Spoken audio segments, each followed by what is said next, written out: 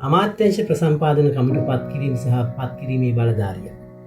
ප්‍රසම්පාදන මාර්ගෝපදේශවල 2.9 වගන්තිය දක්වා ඇති මුල්‍ය බලතල සීමාවන් තුළ ප්‍රසම්පාදන කටයුතු සිදු කිරීම සඳහා ප්‍රධාන ගණන් දීමේ නිලධාරී විසින් අමාත්‍යංශ ප්‍රසම්පාදන කමිටු පත් කරනු ලැබේ. B. අමාත්‍යංශ ප්‍රසම්පාදන කමිටුවල සංයුතිය. අමාත්‍යංශ ප්‍රසම්පාදන කමිටුවල සමාජිකයන්ගේ අවම සංඛ්‍යාව 3ක් විය යුතුය. සංයුතිය පහත පරිදි විය යුතුය. 1. අමාත්‍යංශයේ අතිරේක ලේකම් මට්ටමට වඩා පහළ නොවන ලේකම්වරයෙකු හෝ නිලධාරියෙකු සභාපති ලෙස කටයුතු කළ යුතුය. 2. අමාත්‍යංශය ප්‍රසම්පාදන අස්තිත්වය නොවන අවස්ථාවකදී අදාළ ප්‍රසම්පාදන අස්තිත්වය දෙපාර්තමේන්තු ප්‍රධානියා හෝ ප්‍රධාන විධායක නිලධාරී කළමනාකාර අධ්‍යක්ෂක ව්‍යාපෘති අධ්‍යක්ෂකවරයා සමාජිකයෙකු විය යුතුය. මේ 3 දෙනා අතරින් එක්කෙනෙකු සමාජිකයෙකු වෙන්න ඕන. 3. ප්‍රසම්පාදන විෂය සම්බන්ධ හසර දැනුමක් ඇති එක් කාර්ය මණ්ඩල ශ්‍රේණියේ නිලධාරියෙකු අමාත්‍යංශයෙන් පිටත සමාජිකයෙකු විය යුතුය. අමාත්‍යංශ ප්‍රසම්පාදන කමිටු සඳහා සමාජිකයන් පත් කරන විට ප්‍රධාන ගණන් දීමේ නිලධාරී විසින් විකල්ප සමාජිකයෙකුට පත් කළ යුතුය.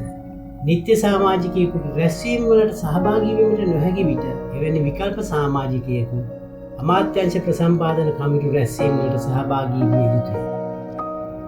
ලන්සු ඇගයීම් කමිටුහි සභාපතිවරයා හෝ ලන්සු ඇගයීම් කමිටුහි සමාජිකයින් අතරින් නම් කරන අයෙකු අවශ්‍ය පැහැදිලි කිරීම සැපීම සඳහා නිරීක්ෂකයෙකු ලෙස අමාත්‍යංශ ප්‍රසම්පාදන කමිටු රැස්වීම් වලට සහභාගී විය යුතුය.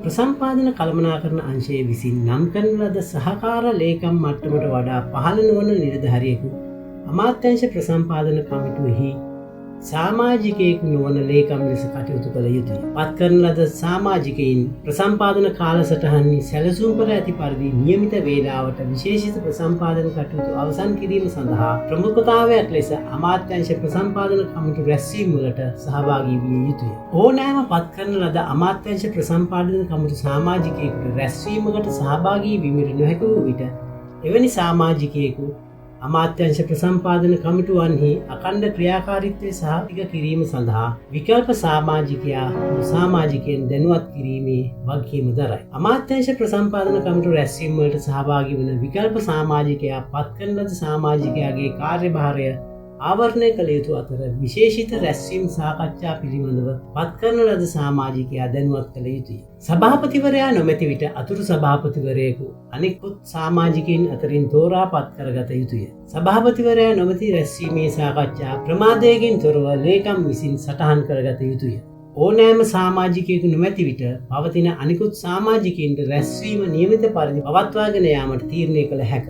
සමාජිකයෙකු නොපැමිණියේ නම් ප්‍රසම්පාදන කළමනාකරණ අංශය විසින් නොපැමිණි සමාජිකයාට මෙන්ම අනිකුත් කමිටු සමාජිකයින්ටද නිරීක්ෂණ සංසරණය කළ යුතුය. අමාත්‍යංශ ප්‍රසම්පාදන කමිටුවන්හි ලේකම් විසින් නොපැමිණි සමාජිකයා වෙත රැස්වීමේ වාර්තා ප්‍රමාදයකින් තොරව යැවිය යුතුය. C.